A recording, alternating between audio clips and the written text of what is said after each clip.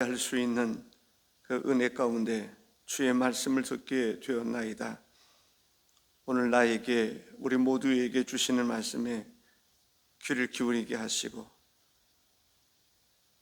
복음서에 나타나는 주님의 놀라운 역사들이 우리의 삶 속에서, 우리 가운데서 일어나도록 역사하여 주옵소서. 유튜브를 통해서 이 말씀을 듣는 성도들에게도 성령의 기름 부심이 더욱더 충만하시기를 원하옵고, 우리와 함께 하시는 예수님의 이름으로 기도하옵나이다. 아멘. 오늘 본문에 보면 알페우의 아들 레위가 세관에 앉아 있는 것을 보시고 라고 말씀하고 있습니다.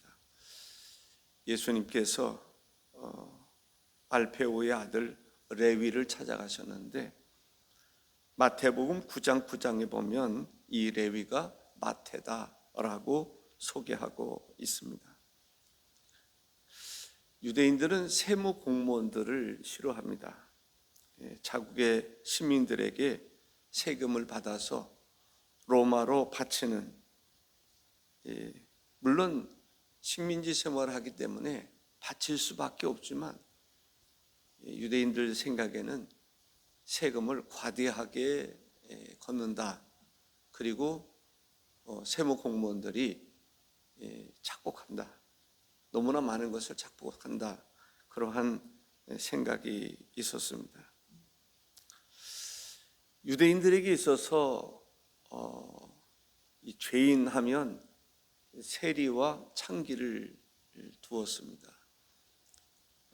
오늘 본문에서도 보면 예수님께서 세관에 마태가, 레위가 앉아 있는 것을 보시고 찾아가서 주님을 따르도록 했습니다. 그랬더니 이 마태가, 레위가 너무 감사해서 자기 집에서 잔치를 베풀게 됩니다. 거기에 많이 온 사람들이 누굴까요? 세리와 죄인들이었습니다. 5절에 보면 집에 앉아 잡수실 때에 많은 세리와 죄인들이 예수와 그의 제자들과 함께 앉았으니 라고 말합니다. 세리와 죄인들이 예수님과 함께 식사하는 것을 본 이 바리새인의 서기관들이 어찌하여 세리 및 죄인들과 함께 먹는가라고 비판하였습니다. 바리새인의 서기관이라고 그랬는데, 이 서기관은 이 바리새파 그 중에 있는 속한 그런 서기관입니다. 이때 예수님께서 말씀하시기를, 건강한 자에게는 의사가 쓸데없고 병든 자에게라야 쓸데있느니라. 나는 의인을 부르러 온 것이 아니요 죄인을 부르러 왔노라 라고 말씀하고 있습니다. 그렇습니다. 건강한 사람에게는 의사가 쓸데없는 거죠. 예수님께서 이 땅에 오신 이유는 인간의 죄를 대속해 주시기 위해서, 죄를 용서해 주심으로 하나님께 나갈 수 있도록, 죄를 용서하심으로 하나님의 나라에서 영원히 살 수 있도록 하시기 위해서 예수님께서 이 땅에 오신 것입니다. 그래서 예수님 말씀하시는 거예요. 나는 의인을 부르러 온 것이 아니라 죄인을 부르러 왔다라고 말씀하고 있습니다. 바울 사도가 뭐라고 고백했습니까? 나는 죄인 중에 괴수라 라고 고백을 했습니다. 대단한 고백이죠. 사람들은 자기의 죄가 드러나지 않기를 원합니다. 은연중에 자기가 의인인 것처럼 포장하는 경우들을 볼 수가 있습니다. 그런데 바울 사도는 자신 있게, 담대하게, 확실하게 나는 죄인이라고 고백하고 있습니다. 나는 죄인 중에 괴수라고 고백하는 것을 볼 수가 있습니다. 예수님은 나는 죄인을 부르러 왔다라고 말씀하고 있는데, 정작 나는 죄인입니다 라고 말하는 사람들이 세상에 많지 않다라는 것입니다. 사람들은 자기의 의의를 자랑하려고 그럽니다. 나는 죄인이 아니다 라고 하는 생각을 다른 사람들에게 심어주고 싶은 거죠. 나는 죄인이 아니다 라고 하는 것을 위해서 때로는 시간을 투자하고 노력하는 것을 볼 수가 있습니다. 그러다 보니까 교회에서조차도 죄에 대한 이야기를 많이 하지 않습니다. 죄에 대해서 많이 이야기하면 사람들이 교회를 떠나기 때문에 그렇습니다. 사실 교회는 죄에 대한 이야기, 회개에 대한 이야기, 예수 그리스도로 말미암아 우리가 죄 사함을 받는다라고 하는 이 사실을 많이 전해야 됩니다. 그런데 그렇게 이야기하면, 죄를 지적하면 사람들이 다른 교회로 옮기는 경우들이 있습니다. 그래서 그런 설교를 안 하는 거예요. 사실은 죄를 지적해야 되죠. 그래야 회개가 있습니다. 회개할 때 변화가 일어나는 것이죠. 회개할 때 죄 사함을 받게 되는 것이고, 또 변화의 역사가 일어나는데, 변화의 역사가 일어나지 않은 이유 중에 하나가 죄에 대한 이야기를 심각하게 하지 않는다라는 것입니다. 그러나 성경은 죄에 대한 이야기, 죄가 얼마나 심각한 것인가에 대해서 이야기하고 있습니다. 오늘 본문도 말씀하지 않습니까? 나는 의인을 부르러 온 것이 아니라 죄인을 부르러 왔다라고 말씀하고 있습니다. 예수님께서 우리의 죄를 대속해 주시기 위해서 십자가에 달려 죽으셨습니다. 십자가의 능력은 대단한 것이지요. 어떤 능력입니까? 우리의 모든 죄를 예수님께서 담당하시는 그 사건이 십자가의 사건인 것입니다. 내 인생의 문제, 모든 문제를 십자가를 통해서 다 해결해 주시는, 그래서 십자가 외에는 결코 바울은 자랑할 것이 없다라고 말씀하고 있습니다. 십자가의 능력이 있기 때문에 그렇습니다. 우리 인간은 모두가 죄인입니다. 모든 사람이 죄를 범하였음에 하나님의 영광에 이르지 못하더니 라고 말합니다. 어느 정도 죄인인가? 하나님의 심판을 면치 못할 수 있으리만큼 큰 죄인입니다. 그 죄에는 두 가지가 있습니다. 유전적으로 내려오는 것입니다. 아담이 지은 죄, 그 죄의 그러한 속성, 죄가 죄를 지을 수밖에 없는 그런 것이 우리 속에 있다는 것입니다. 그것을 원죄라고 얘기를 합니다. 또 자범죄라는 게 있습니다. 우리가 이 세상 살아가면서 죄를 지을 때가 있습니다. 성경은 모든 사람이 죄를 범하였다라고 말합니다. 하나님을 믿지 아니하는 것이 가장 큰 죄입니다. 그리고 하나님과 그의 말씀을 무시하는, 율법을 무시하는, 말씀을 따라 살지 않는 것이 죄인입니다. 하나님은 죄를 살피시는데 우리 마음으로 지은 죄를 살피신다라고 말씀하고 있습니다. 마음으로 지은 죄도 죄라는 것입니다. 행위로 나타나는 것만 죄가 아니라 마음으로 품기만 해도 죄라는 것이죠. 그렇기 때문에 모든 사람이 죄를 범했다, 죄인이다라고 하는 것을 우리는 고백하지 않을 수가 없는 것입니다. 그런데 사람들은 어떻습니까? 양심으로 느끼는 죄, 그것만 죄라고 생각하는 경우들이 있습니다. 과연 그런 것입니까? 양심으로 느끼는 죄, 양심이라고 하는 것은 온전하지 못합니다. 공평하지도 않습니다. 사람마다 양심이 다 다를 수 있기 때문에 그렇습니다. 가짜로 계란을 만들면서도 어떻습니까? 양심의 가책이 없는 사람도 있을 수 있습니다. 가짜 수박을 만들고 가짜들이 그렇게 많아요. 있을 수도 없는. 근데 우리나라 사람들은 그 정도는 아니지 않습니까? 어느 나라라고 말하긴 그렇습니다만은 가짜가 판을 치는, 그러면서도 양심의 가책을 받지 않는, 있을 수 없는 그런 일들이 세상에는 벌어지고 있음을 볼 수가 있습니다. 우리 그리스도인들은 기준을 가지고 있습니다. 그 기준이 뭘까요? 성경입니다. 히브리서 4장 12절에 하나님의 말씀은 살아있고 활력이 있어 좌우에 날선 어떤 검보다도 예리하여 혼과 영과 및 관절과 골수를 찔러 쪼개기까지 하며 또 마음의 생각과 뜻을 감찰하나니 라고 말씀하고 있습니다. 성경은 우리의 죄를 지적하는 것을 보게 됩니다.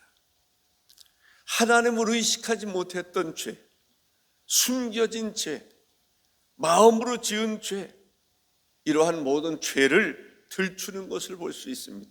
그것이 바로 무엇입니까? 율법입니다. 율법은 우리가 죄인이라고 하는 사실을 알려주는 것입니다. 마태복음 11장 20절에서 24절에 이런 말씀이 있습니다. 예수께서 권능을 가장 많이 행하신 고을들이 회개하지 아니하므로 그때에 책망하시되 화 있을진저 고라세나 화 있을진저 베세다야 너희에게 행한 모든 권능을 두루와 시돈에서 행하였더라면 그들이 벌써 베옷을 입고 제에 앉아 회개하였으리라. 내가 너희에게 이르노니 심판날에 두루와 시돈이 너희보다 견디기 쉬우리라. 가버나움아 내가 하늘에까지 높아지겠느냐? 음부에까지 낮아지리라. 내게 행한 모든 권능을 소돔에서 행하였더라면 그 성이 오늘까지 있었으리라. 내가 너에게 이르노니 심판날에 소돔 땅이 너보다 견디기 쉬우리라 했습니다. 소돔 성의 멸망이 죄 때문이다 라고 하는 것입니다. 그런데 그 소돔 성의 죄보다도 더 큰 죄가 이제 고라신 벳세대에 있다라고 하는 것을 이야기하고 있습니다. 성경은 우리 모든 사람이 죄인이라고 말합니다. 죄에 대한 것은 심각한 문제일 수밖에 없습니다. 그래서 교회에서뿐만 아니라 국가적으로도 죄의 문제를 잘 다룰 수 있어야 합니다. 죄의 문제를 잘 다룰 수 있어야 교회도 건강한 교회가 될 수 있고 국가도 건전한 국가가 될 수 있다라고 생각을 합니다. 죄의 문제는 가정의 문제든지 또한 개인이나 사회나 국가적인 차원에서 죄의 문제는 꼭 잘 다룰 수 있어야 돼요. 죄로 말미암아 오는 여러 가지 질병도 있습니다. 성경에 보면은 모든 질병이 다 죄로 말미암은 것은 아니지만 질병도 죄로 말미암아 오는 것을 볼 수 있습니다. 정신적인 열등감이 됐든지 우울증이 됐든지 불면증이 됐든지 이러한 것들이 죄와 관련되어 있는 경우들을 볼 수가 있습니다. 그래서 모글러라고 하는 현대 심리학자는 인간이 고백하지 않고 속죄받지 않은 죄로 인하여 영혼과 마음과 육체가 병들어 있는 존재가 현대인이다 라고 지적하고 있습니다. 성경은 죄에 대해서 반드시 심판이 있을 것이다라고 말씀하고 있습니다.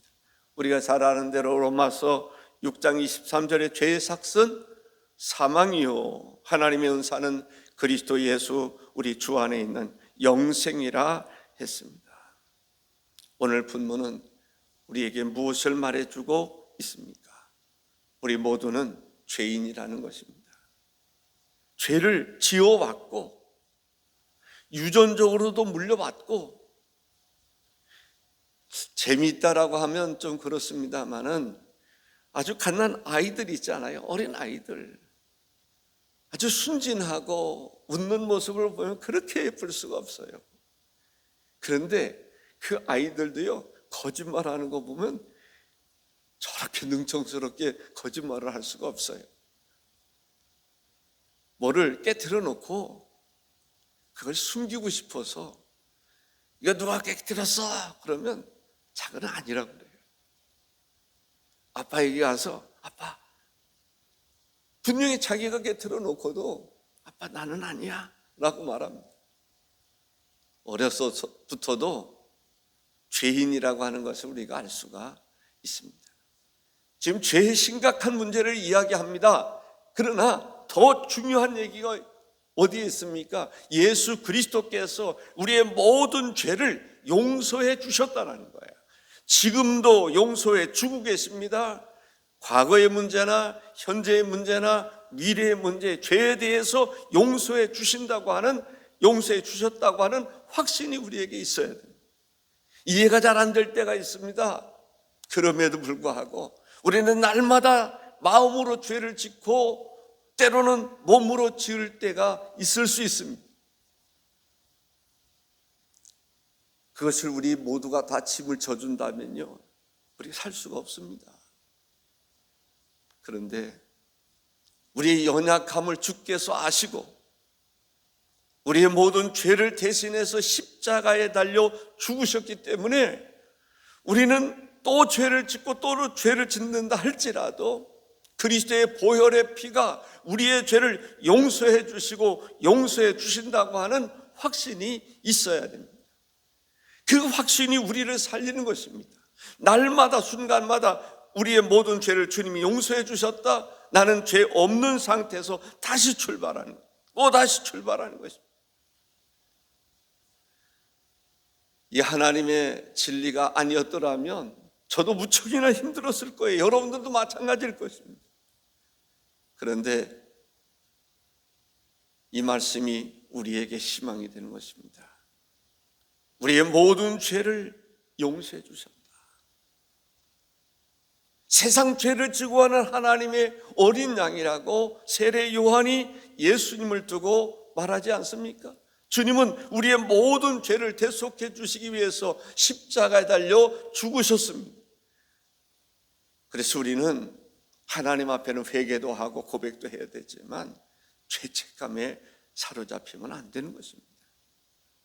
죄책감에 사로잡히다 보면 죄의 문제를 내가 해결하려고 그러는 경우들을 볼 수 있습니다. 죄의 문제는 내가 해결할 수가 없는 것입니다. 죄의 문제는 예수님이 해결해 주신 것입니다. 그래서 날마다 새롭게 출발할 수 있어요. 모든 죄, 우리가 이해가 되지 않지만 예수님은 십자가를 통해서 내 미래까지, 제가 어느 때는 하나님 앞에 이런 고백을 할 때가 있습니다. 하나님, 어떤 고백입니까? 내가 죄인입니다. 내가 죄인입니다. 내가 실수했습니다. 내가 잘못했습니다. 가장 크게 기도했던 것이 성전을 건축하고, 때로는 부채 때문에 힘들 때가 있지 않습니까? 하나님, 내가 잘못했습니다. 내가 더 생각했어야 될 텐데, 그런 생각을 할 때가 많이 있습니다. 그러나 여러분들 두고 보십시오. 그 문제도 하나님께서 잘 해결해 주실 줄로 믿습니다. 저는 마음에 그런 확신이 있습니다. 그런 마음이 듭니다. 어제 그저께서부터인가 더 마음에 그런 마음이 듭니다. 제가 힘들고 어려울 때 하나님 앞에 기도할 때, 울부짖으면서 기도할 때 주님이 나에게 늘 말씀하시는 것이 있습니다. 두려워하지 마라. 내가 너와 함께한다. 라고 하는 말씀입니다.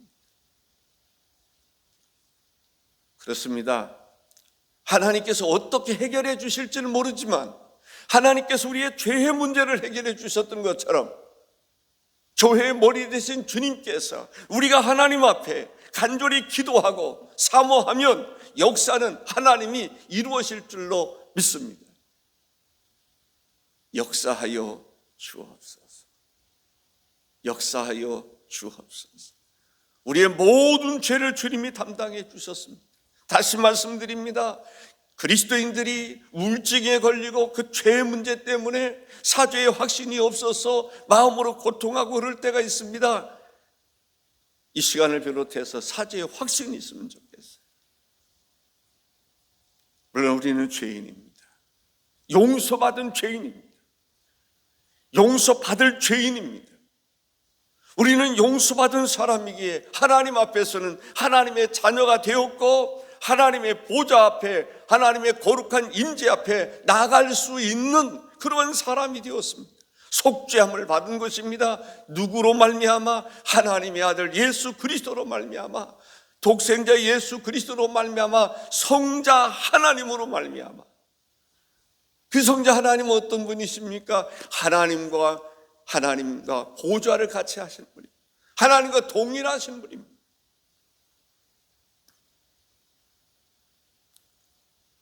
누구도 우리를 죄라고, 죄인이라고 말할 수가 없습니다. 그리스도의 보혈의 피가 날마다 순간마다 우리의 모든 죄를, 내가 지금도 죄를 짓는데 지금도 보혈의 피는 나의 모든 죄를 깨끗하게 씻어주신 것입니다. 그래서 우리 그리스도인들을 일컬어서 성도라고 말하는 것입니다. 거룩한 백성이라고 말할 수 있는 것입니다. 성경에 피 흘림이 없이는 죄 사함이 없느니라 했습니다. 구약시대에는 짐승의 피로 죄 사함을 받았습니다. 그러나 예수 그리스도께서 십자가에 달려 죽으심으로 우리가 죄 사함을 받은 것입니다. 모두가 죄인이지만 예수 그리스도의 보배로운 피가 우리의 모든 죄를 씻어주시고, 그래서 우리를 날마다 하나님의 임재 앞에 이르게 하시는 것입니다. 기도하시겠습니다. 존귀하신